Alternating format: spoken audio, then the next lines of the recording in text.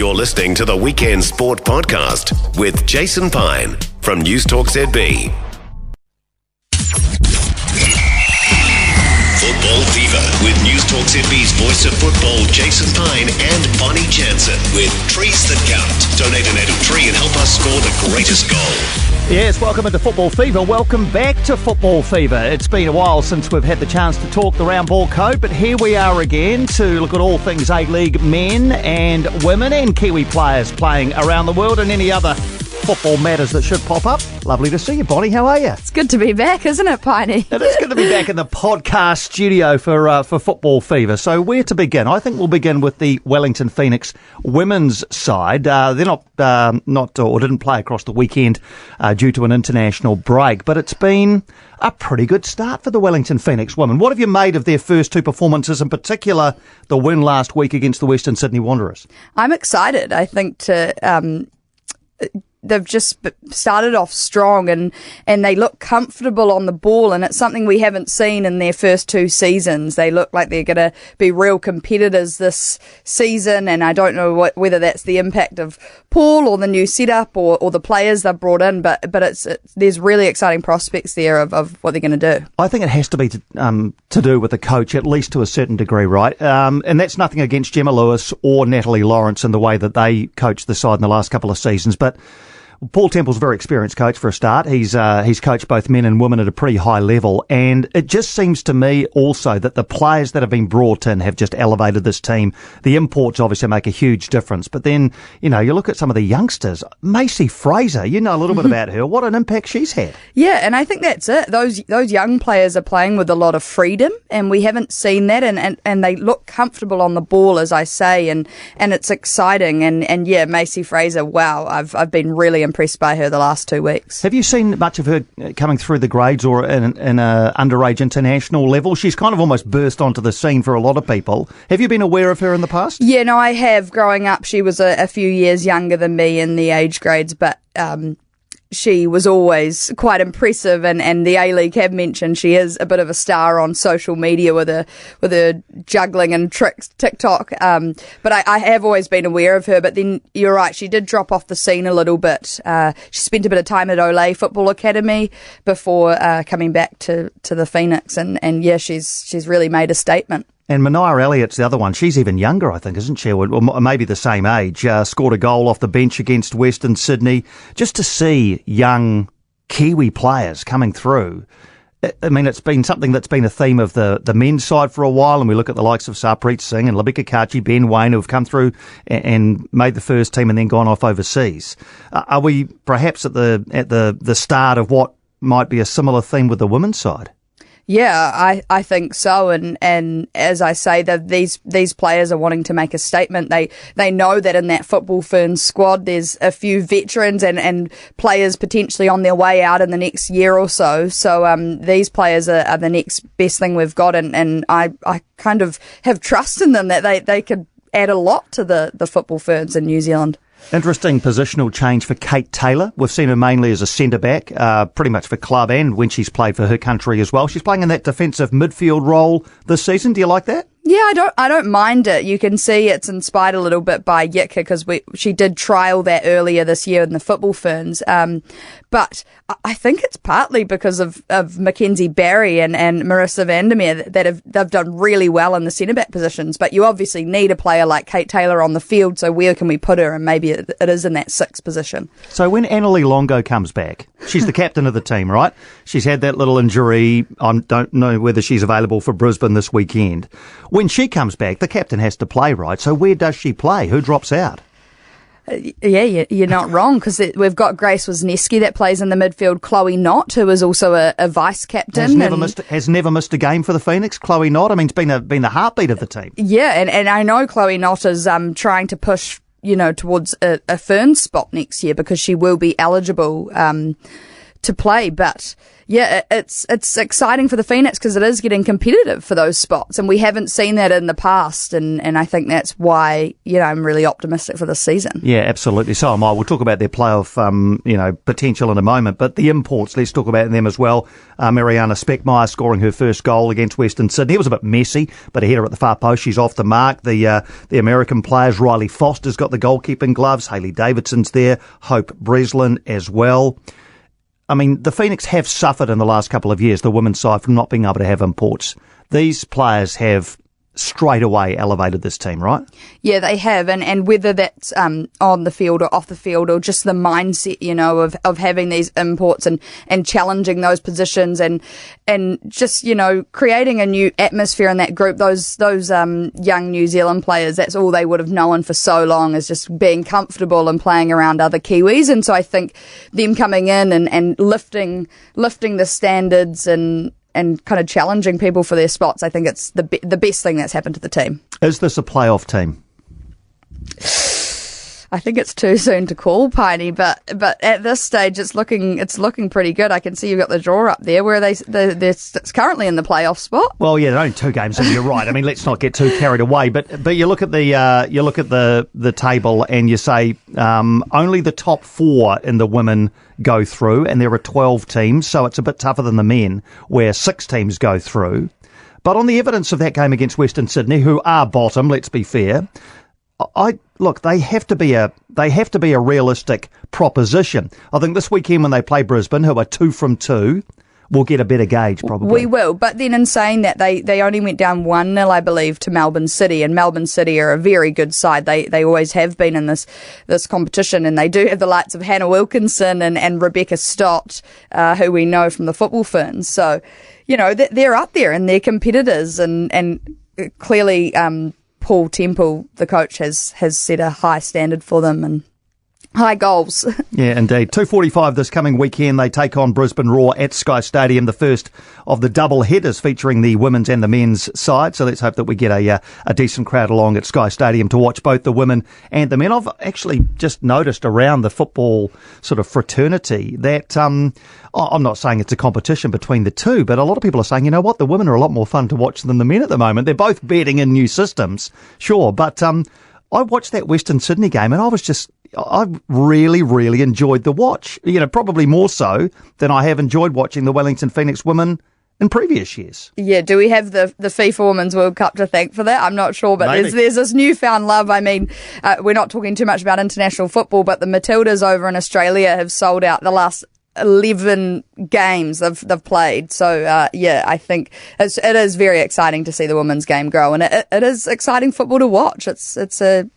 They play with this flair, and it's fun. It really is fun. Just on the Matildas, you watched them last night dismantle the Philippines. This is the team, of course, that beat New Zealand 1-0 in pool play at the recent Women's World Cup, and that probably puts that result into perspective a little bit. But the Matildas are just the hottest property and continue to be the hottest property in Australian sport. Oh, they're so exciting to watch, and I was thinking about it, and all of their 11 starting players, even a lot of the players on the bench, are all really they're idols for all the young Australians. Even myself, each individual player is so cool and so exciting, and that's how you continue the momentum off the back of a event like that, and hats off to them. It's pretty exciting, but the fact that they beat the Philippines by that much is a little bit concerning, considering the Ferns lost to them, as you say. Absolutely, yeah, but you're so right about continuing the momentum, because it's easy off the back of a World Cup. Not easy, but it can happen, that all of this hype around them.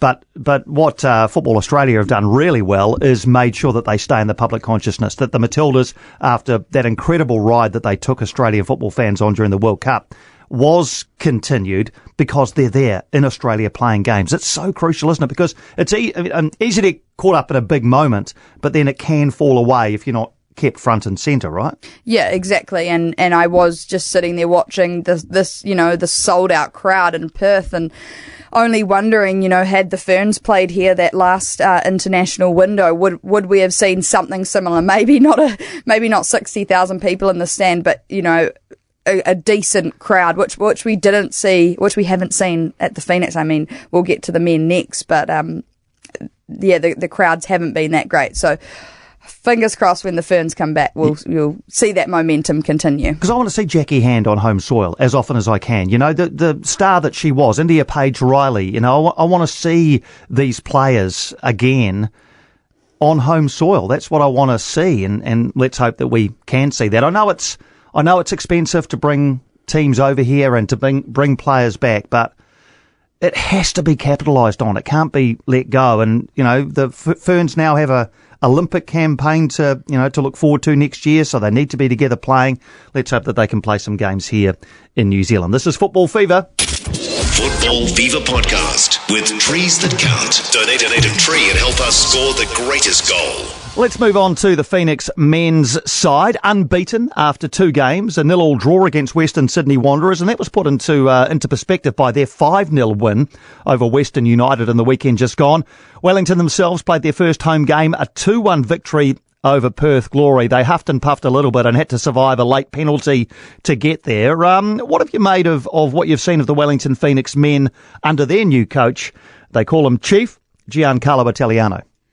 Yeah, I, again, am excited by the Wellington Phoenix men because, to be fair, I have to admit I wasn't that hopeful on how this team would do just based on the fact they didn't have many international imports.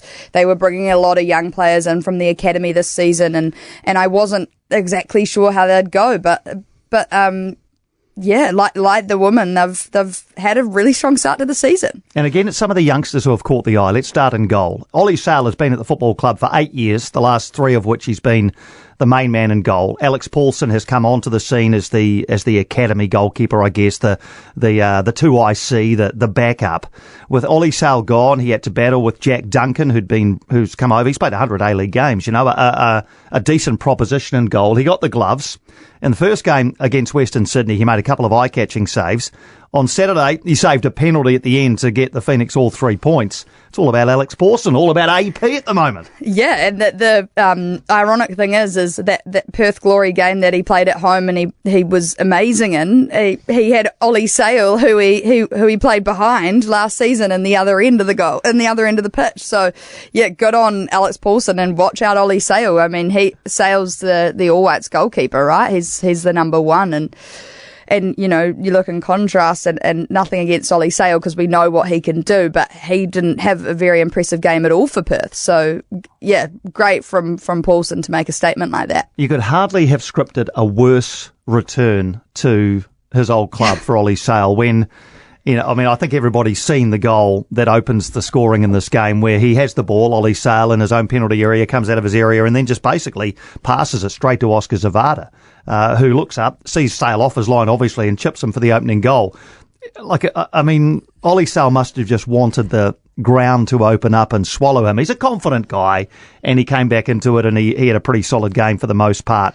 For the rest of the game, couldn't do much about the second goal, but yeah, it was almost like as though the fiction writers were out there saying, what can we do to make this the worst possible return for Ollie Sale? Yeah, I mean, you got to feel for him a little bit when you've got the crowd booing, and I mean, I haven't been in that position before. I'm not sure if you have, Piney, but you know, to return to your home, your ex club and have them boo, you know, it's gotta play with your mind a little bit. So I guess, yeah, it's tough for him, but like you say, he recovered all right from that first goal. I think footballers understand that fans love the club, not the players in the club so much. They're loyal to the club, and while, you know, they absolutely adored Ollie Sale when he was a Wellington Phoenix player, of course he's going to get some jib when he comes back.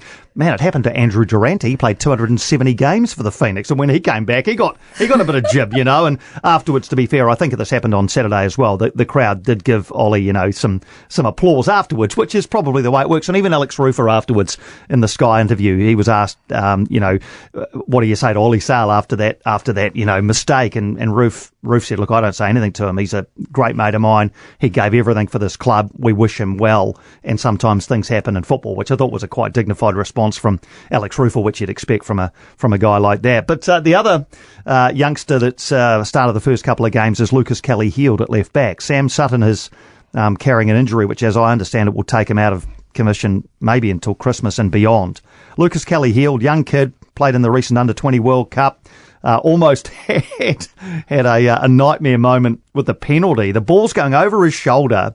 It's almost like, I don't know, the ball's out and then he's got his hand out somewhere and it's hit his hand and VAR gets called in and it's a penalty. He must have wanted the ground to swallow him up. The poor kid, you know? Yeah, no, exactly. But as you say, just hearing all these young names, like it's really exciting, the future that we've got in New Zealand football and all these players coming out and making a statement. But yeah, you don't want to concede a penalty like that, you know, your first home game at Sky Stadium. So but I guess he's Alex Paulson's. I think that Chiefy said bailed him out of jail there. So it's what teammates are for. Absolutely right, and that's it. And look, he'd be feeling 1,000 times worse if they'd scored the penalty and a 2-1 win had turned into a 2-2 draw, and instead of being on 4 points, they were on 2 points. But I think Chief actually he did it quite well afterwards. Actually, he said, "Well, we found our third goalkeeper," now,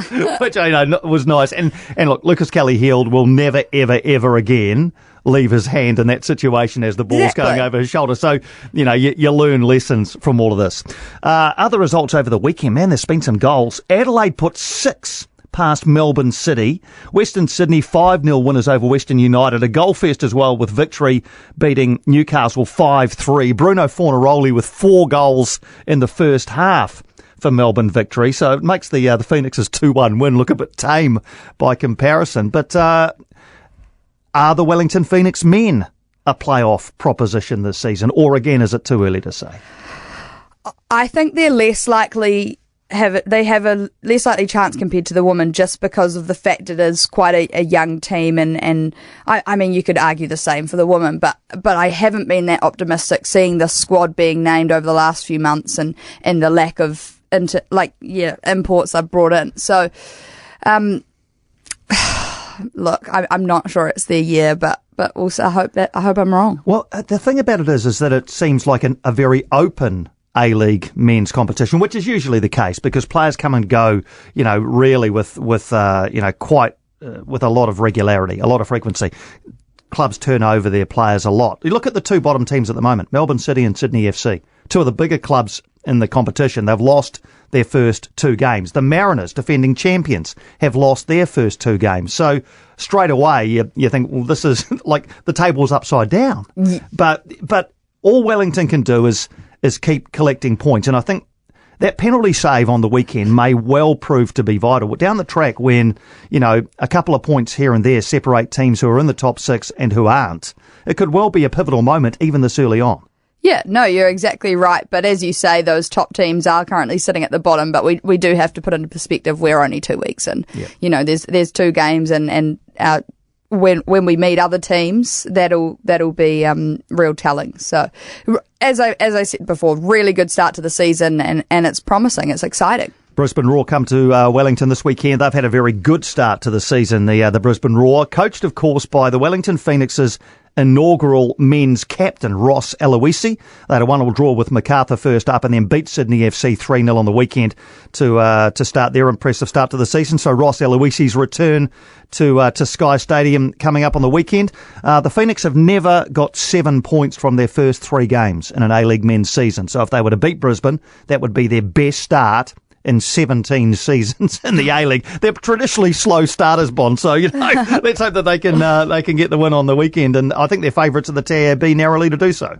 There you go, yeah. Well, like I say, they've started strong and that's a bit backwards for them, so hopefully they can keep the ball rolling and another home game, and that always helps. And a doubleheader as well. Looking forward to seeing a number of doubleheaders across the season, where the women and the men both play at the same venue on the same day. Across the next few months or the duration of this podcast, let's hope it's one with an infinite end. We'll also focus on some Kiwis playing football overseas. That's the other thing at the moment. Not just the men, but the women. There are a number of Kiwi players plying their trade up in the United States, through Asia, but also a lot in Europe. So there's a lot of good Kiwi players playing at good levels right now. yeah, it's really exciting, and I think, I see it in the football, and both Football Ferns and All Whites, they're encouraging their players to get overseas, and then, we've got the A-League where we're building the younger players up, and it's kind of a good setup we've got going on, and I hope, in the next few years we can see that add to the national teams, but it's exciting to have so many players playing overseas. Well, it's exciting to be back on Football Fever. Plenty to discuss with the A-League men and women. We'll get a fresh podcast out to you at the start of most weeks, provided we can find the time and amongst your busy schedule, Bonnie, and my slightly less busy schedule. But it's good to be talking football again. Let's look forward to doing it across the season. Love it. Thanks, Piney. Looking forward to it. The Football Fever Podcast with Jason Pine and Bonnie Jansen with Trees That Count. Donate a native tree and help us score the greatest goal. For more from Weekend Sport with Jason Pine, listen live to News Talk ZB weekends from midday or follow the podcast on iHeartRadio.